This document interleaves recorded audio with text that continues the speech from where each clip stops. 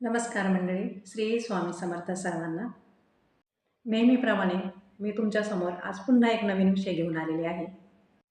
महादेवाच्या दर्शनाला गेल्यानंतर 2 वस्तू घेऊन मगच आपल्याला घरी यायचं आहे.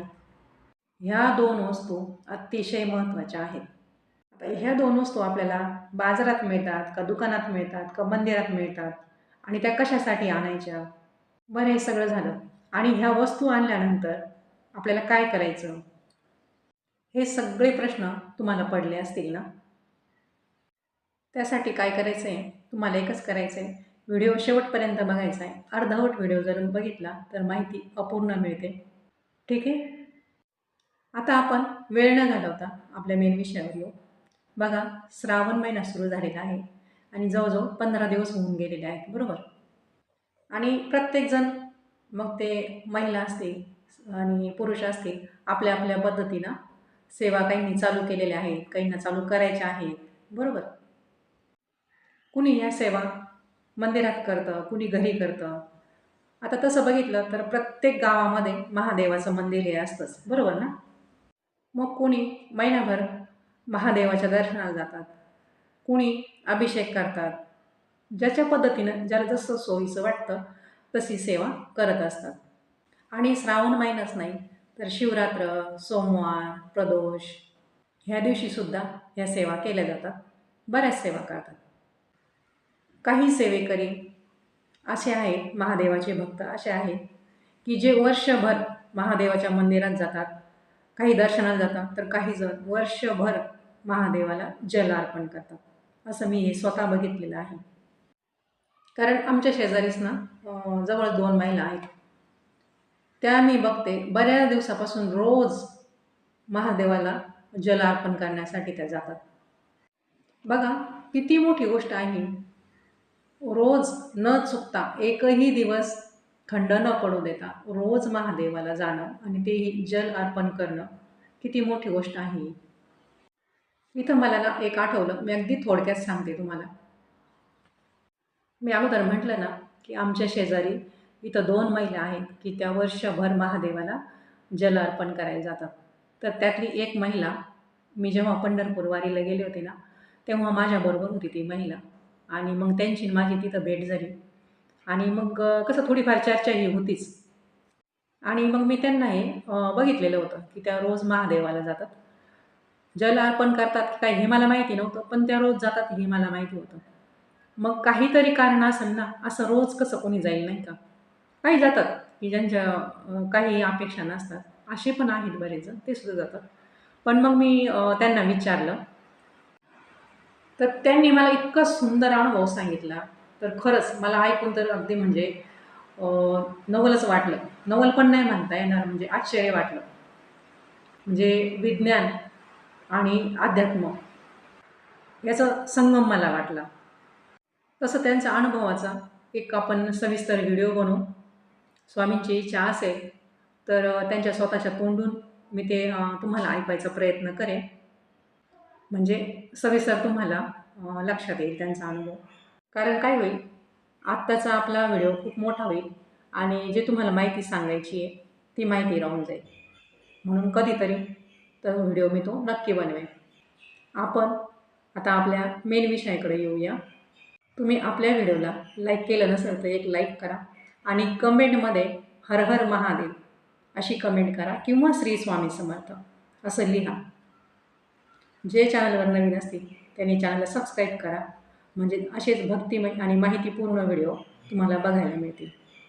आता बघा, तुम्ही श्रावणामध्ये रोज महादेवच्या मंदिरात जात आहे की फक्त श्रावणी सोमवारी जात आहे किंवा दिवसाआड जात आहे.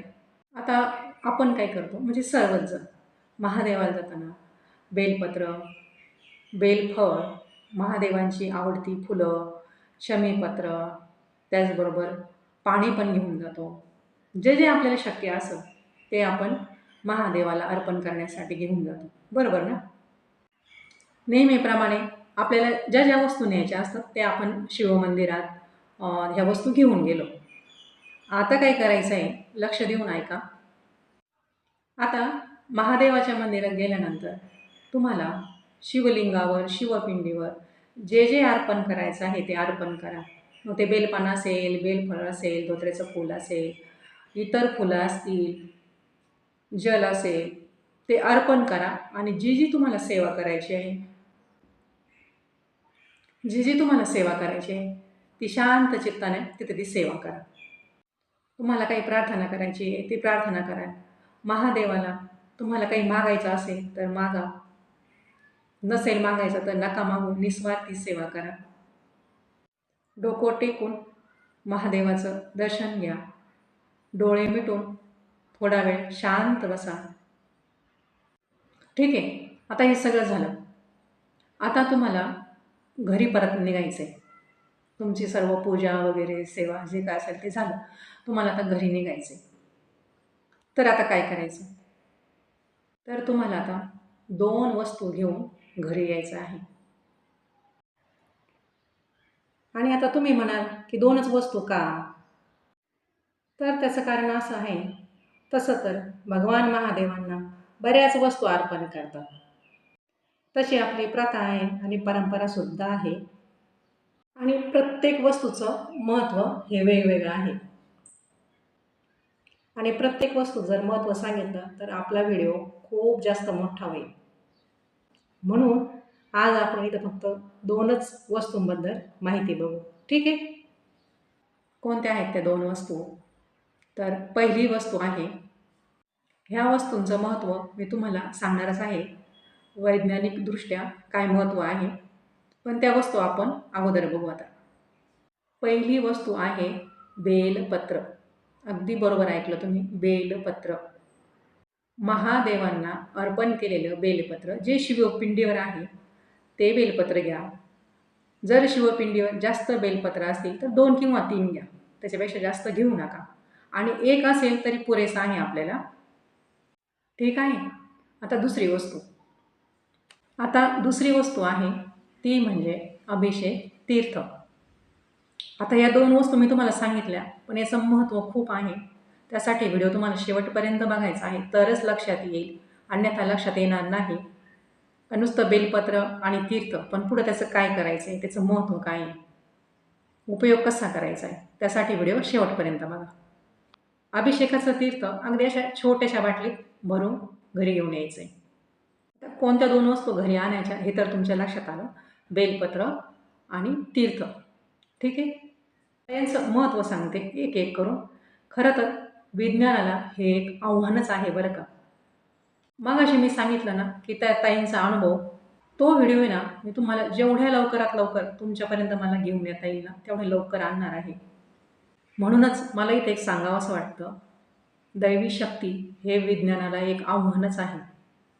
अगोदर बेलपत्राचं महत्त्व बघू. बेलपत्र तुम्हाला माहिती आहे का? बेलपत्र हे आरोग्यासाठी खूप फायदेशीर आहे.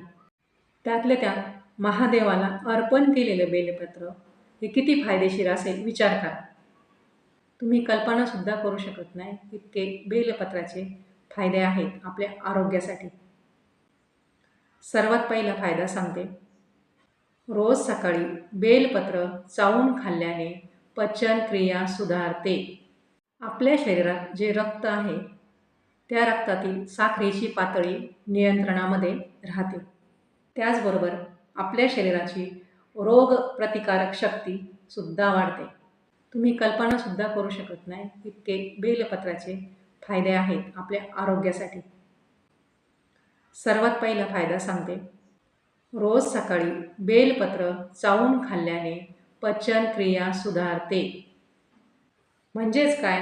BP, शुगर हे आजार बरे होतात. आता हे मी नाही सांगत आहे, हे विज्ञान सांगतं, हे लक्षात घ्या. ठीक आहे? ज्यांना BP, शुगर आहे त्यांनी रोज सकाळी अनुशापोटी रोज एक बेलपान खा. त्यातल्या त्यात ते बेलपान शिवलिंगाला जर म्हणजे महादेवांना जर अर्पण केलेलं जर असेल ना, ते बेलपान खा. आणि आलेला अनुभव पुन्हा मला सांगायला कमेंट बॉक्समध्ये या. आता हे झालं आपण बेलपत्राचं महत्त्व जाणून घेतलं. आता दुसरी वस्तू आहे आपली ती अभिषेकाचं तीर्थ. अभिषेकाचं तीर्थ घरी आणल्यानंतर सर्वांना द्या. आता अभिषेकाचं तीर्थ आहे ना, ज्यावेळेस आपण महादेवाच्या पिंडीवर किंवा शिवलिंगावर तीर्थ अर्पण करतो ना, तर जी जलाधारी असते त्या दुसऱ्या बाजूनी आपण त्या बाटलीमध्ये किंवा तामणामध्ये, तांब्यामध्ये ते तीर्थ पकडायचं. अशा पद्धतीने ते तीर्थ घरी घेऊन यायचं. घरी आल्यानंतर तुम्ही ते माठामध्ये टाका, म्हणजे जरी सर्वजण पाणी प्यायला गेले तर ते सर्वांना मिळून जाईल. विहिरीमध्ये टाका, बोरमध्ये टाका, आपल्या घरामध्ये सगळीकडे थोडं थोडं शिंपडून द्या. नकारात्मक ऊर्जा कमी होईल किंवा निघूनच जाईल ती आणि सकारात्मक ऊर्जा आपल्या घरामध्ये राहते. आता या तीर्थाचे फायदे सांगते मी तुम्हाला. घरामध्ये हे जर थोडं थोडं शिंपडलं, तुम्ही रोज शिंपडा. घरी अभिषेक करत असाल तरीसुद्धा हे तीर्थ शिंपडा किंवा मंदिरातून तुम्ही आणताय तरीसुद्धा हे कराच. नकारात्मक ऊर्जा ही नष्ट होते आणि सकारात्मक ऊर्जा ही टिकून राहते. मोठी माणसं किंवा छोटी मुलं जर चिडचिड करत असतील, त्यांना जर हे तीर्थ दिलं तर ते हळूहळू शांत होतात. त्याचबरोबर व्यसन करणारी जर व्यक्ती असेल तर 41 दिवस रोज न चुकता त्यांना जर हे तीर्थ दिलं तर व्यसनापासून त्यांची मुक्तता होते.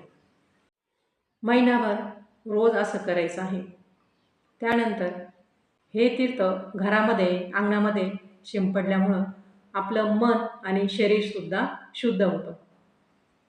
नेहमीप्रमाणे आजचा व्हिडिओसुद्धा खूप महत्त्वाचा होता. थोडाफार मोठा झाला असेल, पण मी सविस्तर सांगण्याचा तुम्हाला इथं प्रयत्न केला. काही सांगायचं राहून गेलं असेल आणि ते तुम्हाला जर माहिती असेल,